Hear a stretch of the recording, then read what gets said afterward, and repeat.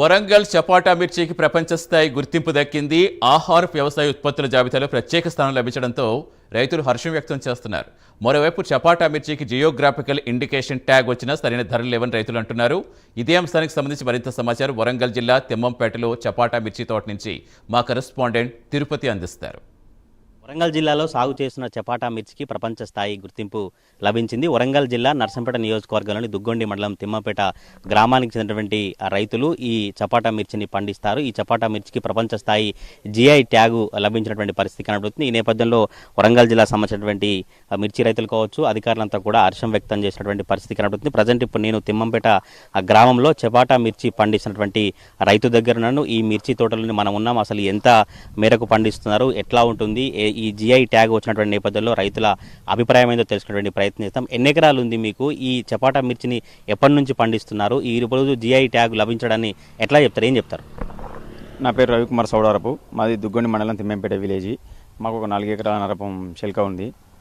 మేము మా తాతల పూర్వీకుల నుండి మాకు ఈ దేశవాళీ టమాటా రకం చపాటా అంటారు దీన్ని, ఇప్పుడు లేటెస్ట్గా ఈ తోటను మేము పండిస్తున్నాం.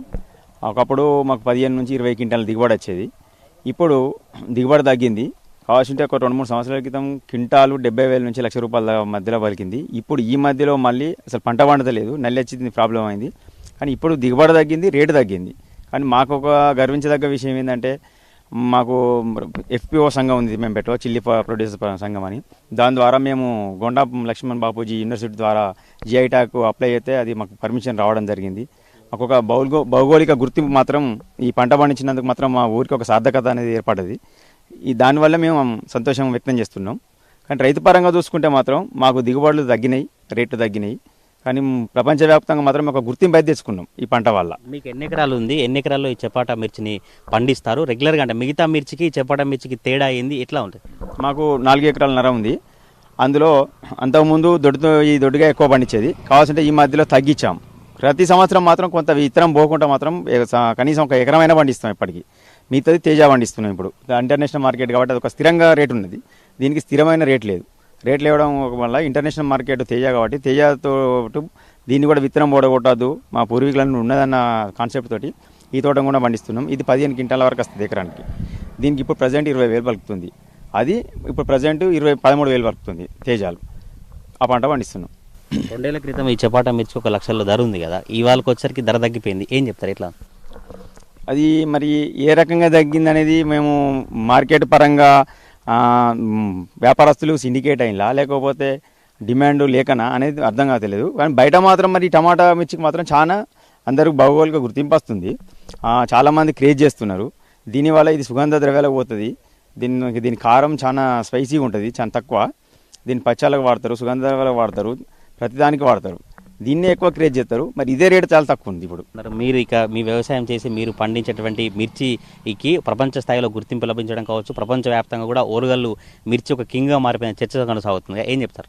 మేము రైతుగా మాత్రం భౌగోళిక గుర్తింపు రావడం చాలా సంతోషం, హర్షించదగ్గ విషయం. మా రైతులకు తరపున మేము కొండా లక్ష్మణ్ బాపూజీ యూనివర్సిటీకి కానీ ఎఫ్పిఓ సంఘం తరపున గవర్నమెంట్కి కానీ మేము హర్షం వ్యక్తం చేస్తున్నాం. ఈ పంటకు పండియడం వల్ల మాత్రం మాకు ఒక సార్థకత అనేది అయితే ఏర్పడ్డది. మేము మిగతా అవి ఒక కంపెనీ తయారు చేయాలి. సీడ్ తేజ 341 అవన్నీ ప్రైవేట్ కంపెనీలు వాళ్ళు రీసెర్చ్ చేసి సీడ్ తయారు చేస్తారు. దీని గొప్పతనం ఏంటంటే రైతే సీడ్ తయారు చేసుకుంటాడు. ఇప్పుడు మా దగ్గర పంట మిర్చి మేము తీసుకొని మా గింజలను మేమే శుద్ధి చేసుకొని మేమే పంట పండించుకుంటాం. అయినా కూడా దిగుబడి తగ్గకుండా వస్తుంది. కానీ వాళ్ళది అన్ని రీసెర్చ్ ఒకళ్ళ మీద ఆధారపడి చేసుకోవాలి. ఇది రైతే కష్టజీవి, రైతు ద్వారానే సీడ్ తయారు చేసుకొని రైతే పండించుకొని చేసుకుంటాం.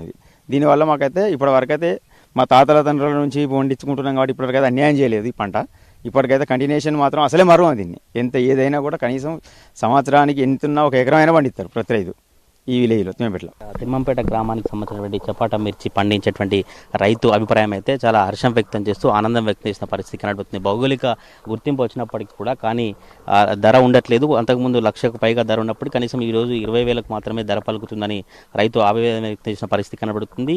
ప్రపంచవ్యాప్తంగా ఈ జియో ట్యాగు లభించడంతో ఉమ్మడి వరంగల్ సంబంధించినటువంటి అధికారులు కావచ్చు, రైతులంతా కూడా హర్షం వ్యక్తం చేసినటువంటి పరిస్థితి కనబడుతుంది. రైతుల్లో ఒక ఆనందం వ్యక్తం చేస్తున్నటువంటి పరిస్థితులను అయితే చూస్తున్నాం. చిల్లీ కింగ్ వరంగల్ చపాటా మిర్చిగా మారిపోయిన పరిస్థితి అయితే కనబడుతుంది. మలయాళంలోని జీవీఆర్ ఉద్యాన పరిశోధన కేంద్రం శాస్త్రవేత్తల కృషితో ఈ చపాటా మిర్చికి జిఐ ట్యాగు లభించినటువంటి పరిస్థితి కనబడుతుంది. ప్రపంచవ్యాప్తంగా ఆహారపు వ్యవసాయ ఉత్పత్తుల జాబితాలో ఓరుగల్లు చిల్లి ప్రత్యేక స్థానం దక్కించుకోవడంతోనే ఓరుగల్లు సంబంధించినటువంటి రైతులు సంతోషం వ్యక్తం చేసినటువంటి పరిస్థితి అయితే కనబడుతుంది. ప్రపంచవ్యాప్తంగా ఇప్పుడు ఓరుగల్లు మిర్చి, చపాటా మిర్చి ఎక్కడ పండిస్తారు, ఎంత పండిస్తారు అనే చర్చనీయాంశంగా మారినటువంటి పరిస్థితి కనబడుతుంది. వరంగల్ జిల్లాలో సాగు చేసినటువంటి చపాటా మిర్చికి ప్రపంచవ్యాప్తంగా గుర్తింపు లభించడంతో అధికారులు కావచ్చు, రైతులంతా హర్షం వ్యక్తం చేస్తున్న పరిస్థితులు కనబడతా ఉన్నాయి.